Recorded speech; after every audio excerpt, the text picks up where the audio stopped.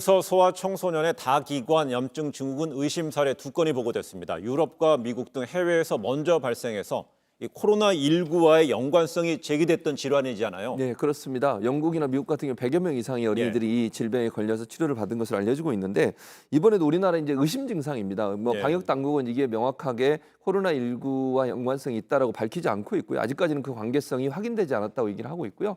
이 다기관 염증 증후군이라는 말 그대로 2개 이상의 신체 기관에 중증 상태의 염증이 발생하는 질환을 얘기하고요. 주요 증상으로 나타나는 걸 보면 고열과 발진, 그리고 안구 출혈 등의 증상이 나타난다고 합니다. 네. 그리고 심한 경우에 이제 사망에 이르게 되는데요. 우리나라 같은 경우 2개의 의심 사례가 있었고, 그중에 한 어린이는 퇴원을 한 상태라고 지금 알려지고 있습니다. 그래서 특별히 위험한 상태까지 있는 건 아닌 것으로 알려지고 있고요. 서울 지역에서 발생한 것으로 이렇게 전해지고 있습니다.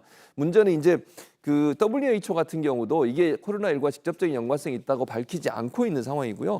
이번에 그 의심 증상으로 우리나라에서 발견된 2 어린이 같은 경우에 코로나19 검사를 했는데 둘 다 음성 판정이 나왔습니다. 다만 방역 당국은 혹시나 무증상 상태에서 감염이 됐다가 치료됐을 가능성도 있기 때문에 그 부분도 면밀히 살펴보겠다 이렇게 밝히고 있는데요. 아직까지는 이 다기관 염증 증후군과 직접적으로 코로나19와 연관성이 있는지 확인된 사항은 아니다 이렇게 볼 수 있을 것 같습니다. 알겠습니다. 네, 이 소아청소년의 다기관 염증 증후군 발생 원인은 아직 명확하게 밝혀지지 않았죠. 그래서 저희가 전문가 의견을 다시 한번 들어봤습니다. 확실하게 코로나19와 관계된 질병이라는 증거는 나오지 않았지만 여러 가지 연관성에 의해서 코로나19에 의한 과민 반응, 그러니까 항체가 형성되는 과정에 생기는 질환이 아닌가 그렇게 추측하고 있습니다. 최근에 미국에서 20대 초반에서도 발생을 하는데 그 임상 증상이 10대보다 20대에서 더 심하게 나타나는 것으로 생각되고 있고요. 이것은 우리가 청장년층에서 면역이 활발한 층에서 발생하던 사이토카인 폭풍이라는 그런 과면역 반응과 유사하다고 생각을 하고 있습니다. 그래서 20대도 위험성이 분명히 있는 질환으로 생각이 들기 때문에 저희가 지금 전해드렸었던 그 소아청소년 다기관 그 염증 증후군 2명 모두 이제 조사에 음성이라는 결과 나오는데 추가된 내용도 좀 있죠? 예, 그렇습니다. 이게 다기관 염증 증후군의 의심 증상을 보인 2명의 어린이 중에 1명, 11세 남아 같은 경우에 지난 1월부터 3월 사이에 필리핀을 방문한 것으로 알려지고 있습니다. 그래서 이 필리핀 방문과 이 연관성, 증후군의 연관성이 있는지 없는지를 방역당국이 살펴보고 있는 것으로 알려지고 있고요.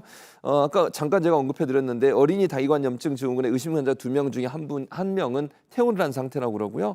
그리고 회복 상태에 놓여 있기 때문에 그렇게 지금 현재는 아주 그 중증 상태라고 볼 수는 없을 것 같고 코로나 항체 검사도 실시하고 있다고 합니다. 1차적으로는 음성이 나왔지만 항체가 형성되는지 안 되는지를 확인하게 되면 이 어린이가 그 전에 코로나에 걸렸다가 치료가 됐는지 안 됐는지 확인할 수 있지 않겠습니까? 그래서 음성이 나왔다 하더라도 실제적으로 연관성을 찾아보기 위해서 항체 검사까지 하고 있다고 전해지고 있습니다. 알겠습니다. 조금 전에 저희가 그 의견을 들었던 천은미 교수는 20대 등 젊은 층도 좀 안심할 수 없다 이런 진단을 했습니다. 네, 이름이 다기관 염증 증후군인데 이 병 같은 경우에는 10세 미만, 10대, 20대까지 안심할 수가 없는 병입니다. 그 실제 지금 미국 뉴욕 병원에서 지금 보고된 사례를 보면은 20세에서 25세 환자가 입원한 바 있고 이 20대 환자들의 경우는 기저질환이 있고 호흡곤란 증상을 보인 소아와 달리 고열을 동반한 복통, 구토, 발진 등의 증상을 보인 것으로 알려져 있다 이렇게 있는데 이 다기관 염증 같은 경우에는 입안이나 손발 부위에 붉은 반점을 동반한 피부염 징후가 나타나고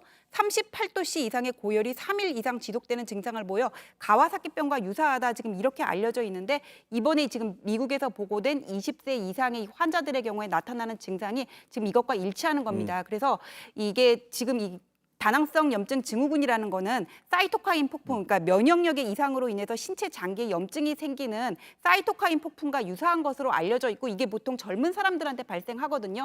근데 미국에서 지금 20대 환자의 경우에도 이와 유사한 증상을 보인 걸로 봐서는 20대도 결코 안심을 할 수 없다. 지금 이런 결론에 이르게 되는 겁니다. 알겠습니다.